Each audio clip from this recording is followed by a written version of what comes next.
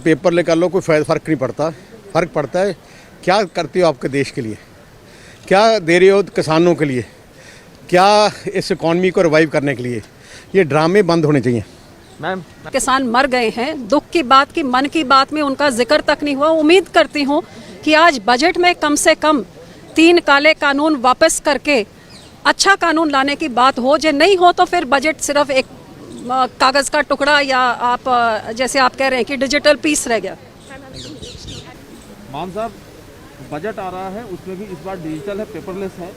आप लोगों को पढ़ने को मिलेगा पेपरलेस बजट, लेकिन क्या उम्मीदें हैं आपकी? देखिए, बजट से पहले हम ये मांग करेंगे कि बजट बाद में पेश कर लेना। पहले खेती के कानून जो हैं, जिन पर लाखों किसान आंदोलन कर रहे हैं, तो वो वापस लो। और ये तो वही बजट है जो पूंजीपतियों के पक्ष का है। इसमें लाखों करोड़ रुपए वेव ऑफ किए जाएंगे और पूंजीपतियों को बहुत सी सुविधाएं दी जाएंगी इस बजट में। किसान तो इस बजट में होगा ही नहीं।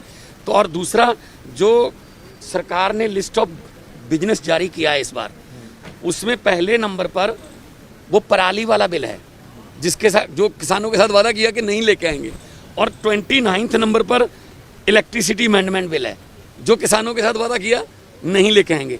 तो ये सरकार वादा खिलाफी कर रही है। हम अंदर जाके किसानों के पक्ष में आवाज़ उठाएंगे। इस बजट में किसान तो नदारद रहेगा। इसमें किसान का तो किसी बजट में नाम ही नहीं होता। खेती को तो ये धंधा ही नहीं मानते। लेकिन वही सेक्टर है ये जो लॉकडाउन में जीडीपी में सिर्फ एक ही सेक्टर है, एग्रीकल्चर सेक्टर, जो पॉजिटिव रहा है, बाकी सब नेगेटिव था। तो इस बजट से कोई उम्मीद नहीं है, क्योंकि इकॉनमी तो पहले जो है -23.9%, तो जो जीडीपी है वो पहले ही डाउन चल रही है। तो लेकिन किसानों के पक्ष में आवाज़ उठेगी और बजट बाद में पेश कर लेना, पहले किसानों के बिल वापस करो। लेकिन मान साहब, कल प्रधानमंत्री जी ने साफ कर दिया है कि कृषि सुधार जो है लगातार जारी रहेंगे। हमें इसका मतलब ऐसे कानून, काले कानून और भी बनेंगे, है ना, यही बात है ना। तो प्रधानमंत्री जी जो आपके घर से 20 किलोमीटर के रेडियस में किसान बैठे हैं, उनसे मिल लो। किसानों को मिलने के लिए गुजरात या मध्य प्रदेश जाने की ज़रूरत नहीं, उनसे मिलो। और कैसे बच्चे, बूढ़े और वहाँ पे आंदोलन कर रहे हैं, ठंड में ठिठुर रहे हैं, 150 से ज़्यादा लोगों की जान चली गई है, उनकी फिक्र नहीं है। सिर्फ चंद पूंजीपतियों के लिए ये कह रहे हैं कि हम और भी सुधार करेंगे।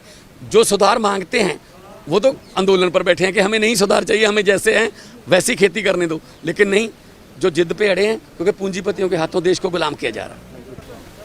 सर, डिजिटल बजट आ रहा है और एक्सपेक्टेशंस क्या है सर? एक तो डिजिटल है उसमें और एक्सपेक्टेशन भी आपका बहुत ज़्यादा एक्सपेक्टेशंस है यार। आप देश की हालत देख लीजिए, कितनी दिक्कत है सब लोगों को। तो बजट एक तरीका है हमारे देश को सुरक्षित रखना, हमारे देशवासियों को सुरक्षित रखना, और हमारे देश की भलाई के लिए क्या क्या ये लोग सोचेंगे। हम नेचुरली बहुत प्रतीक्षा से आए हैं सुनने के लिए और डिजिटल पढ़ने के लिए भी।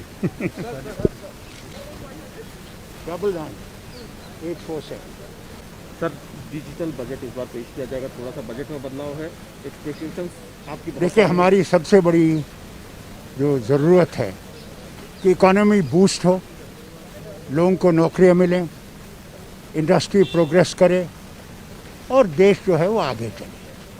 वो तब होगा जबकि बजट में इतना रकम रखा जाएगा जिससे कि हम लोग फिर से आगे देख सकें। नहीं तो इकोनॉमिक डिप्रेशन इतना ज़्यादा है कि कल का पता नहीं लगता कि कल आएगा भी या नहीं। That is the situation. इस बार आपको क्या लगता है, किसानी का बजट होगा या अंबानी अडानी का बजट होगा? देखिए, दोनों मेरे दोस्त हैं, इसे मैं उनका नाम नहीं लूँगा। बजट होना चाहिए लोगों का, लोगों के हित में होना चाहिए, बस इतना ही।